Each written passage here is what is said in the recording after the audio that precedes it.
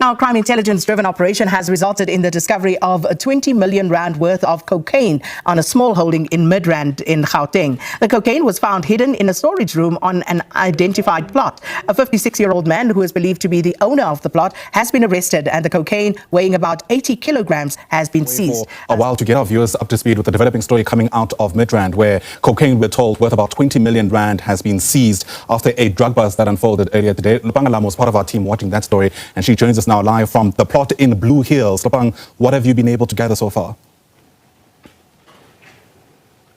Well, Ayanda, very good morning. Well, just to let you know just how secluded this part of Midrand is, we are not yet certain as to the total value of that cocaine that was discovered here. But for more information, we will be speaking to Athlenda Mate, who's the South African Police Service National Spokesperson. For more details, Athlenda, thank you so much for your time. Could you just walk us through what happened here? Am I the only one who's concerned about the state of this country? Am I the only one who's concerned by the idea or by the fact that this country is literally a playground? Black market for these illicit crimes. We literally be having, and I'm not sugarcoating anything. You can go do a research. We literally have foreigners. Didn't they catch Mexicans this one time? Remember the drug bust or some farm?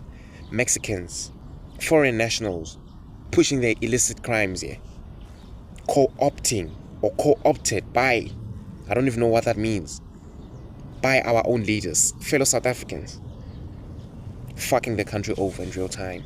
But when somebody says it, it's almost like like you're not knowledgeable enough to speak about this stuff, huh? There's been another drug bust, and this one is huge.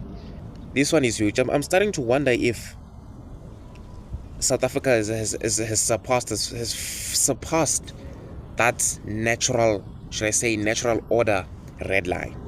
You know what I mean? Like, if we've just completely descended into chaos and we're just waiting for people to start having mental breakdowns, start killing each other and start stabbing, raping each other. It's not like it's not happening already. How many women are killed every minute? You know what I'm talking about? I'm talking about drugs in this country.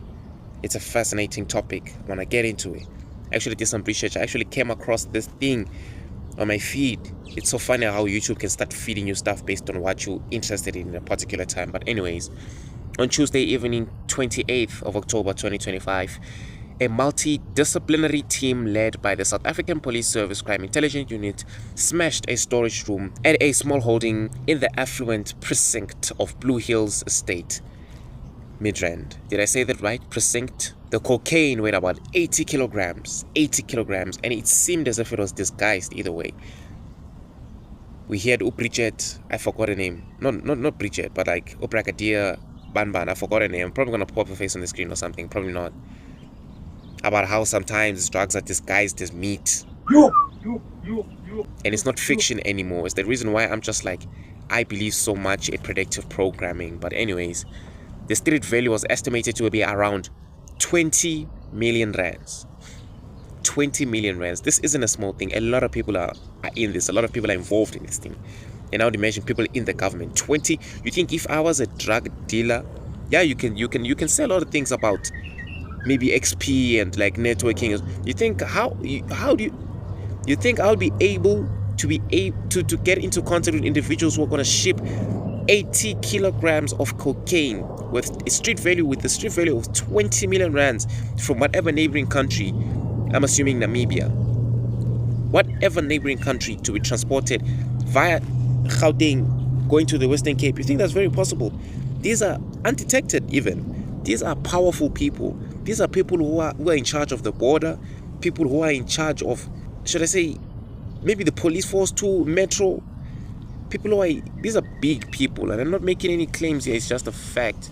That's the only logical explanation. I'm sorry, let's continue, bro. The syndicate imported the drugs from a neighboring country, like I said, and it said the end destination was the Cape Town, Western Cape. The 56-year-old man was arrested on site, who's possibly or framed, or the news said was the owner, or seems to be the owner of the plot.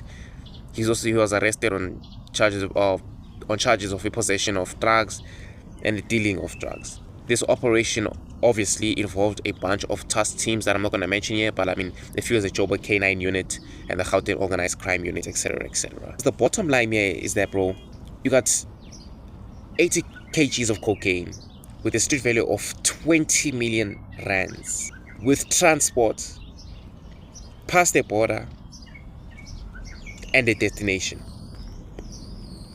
I'm not so concerned about how the drugs got here because, I mean, it's obvious. There's someone who's pulling strings, okay? Someone big out there is pulling the strings. I'm not so concerned about that. What hurts me, what pisses me off is that, or is the fact that these drugs are messing or destroying this country in real time. I feel like that's something people don't understand. That's something people don't quite understand. Something that people haven't quite digested yet. These hard stimulants literally wreck the body, mind, and spirit. And let's not forget your future. The youth, since these drugs are the way I've seen it, the way the media pushes, since these drugs are literally pushed down the youth's throat, it's almost like they are the primary target. Yes, weaker minds, gullible.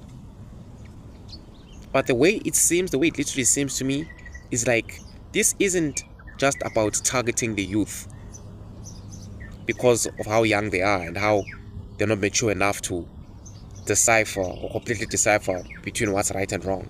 It's almost like they're actively destroying the nation. I mean, think about it, bro. Think about it. If you destroy the youth, you have less people, first of all, less individuals, people, because with drugs, you're not a person anymore. Yeah, you're a person as a human being, but you're not even thinking straight either way. Now, I'm not saying we should completely shut these people out of society. We should help them, of course. You destroy the whole youth, you have less people, you have less thinkers, you have less fighters, a lower chance or lower possibility of a revolution. With no revolution, nothing will change. Less, like I said, less educated individuals, less individuals who are driven, no future. With no future, you have to rely on these old people to lead us. We don't have a younger force that's gonna take over. You destroy the youth, you destroy the next generation. You destroy the youth, you destroy future leaders. Hence I'm saying you literally destroy the country's future. It's almost intentional, isn't it? It seems intentional, right? That doesn't make sense. Imagine the lost potential because of these drugs, bro. Imagine the lost Messis, our lost Einsteins, potential doctors, presidents, all the engineers we've lost because of drugs. And they don't care. They just keep on making money. It's the reason I'm like, these people, they don't give a shit, bro. As long as they make money and they're happy, they're going to continue fucking the country off until they're happy. Don't get me started on the families that have an individuals who's hooked on drugs, because one thing I've noticed, one thing I've seen, one thing I'm seeing in real time, yes, I'm seeing this in real time. Once one person is hooked, everyone is going to suffer. One thing about drugs, and I think it's different for everything, cocaine and stuff like that, but one thing about the common ones, like gas, for example, in town, the people who are hooked onto it have the weirdest, I don't even know what, bro. These drugs mess with your psyche, bro. It gets to a point, bro, literally gets to a point where when they high on that shit, they be treating everyone the way they want to, you know what I mean? But you gotta suffer when they're hungry, you know what I mean? I'm not gonna get too deep into it because I feel like I'm gonna offend somebody. These addicts are so hooked, bro, they'll do anything for these drugs. We're literally losing our laundry, losing our phones because of a person who wants a shot, whatever you call it, a line, J. Crime is skyrocketing because of this shit, bro. And they don't care. Social trust is completely eroded. But I'm just like, who knows how many of these officials we have that are co-opted to this thing? Who knows how many of these people are involved in this thing? I mean, hell, it could be a councillor, the community councillor, it could be the police themselves. You know who I'm referring to. The Matlanga Commission, the ad hoc committee has shown us that it's not impossible. Hell, it could be the president himself. Who knows? I'm not making claims. What can you do though? What? Snitch? Tell the police? What can you do though? Because from what we've seen, especially people who try to do things right across the world, and Land Mzansi, you get killed. Babita Diokaran, killed for speaking up, for trying to make a positive change in this world, this society, Land Mzansi. What can you do though? You have no power. South Africa's literally gotten to a point where, bro, there's nothing you can do. There's nothing you can do.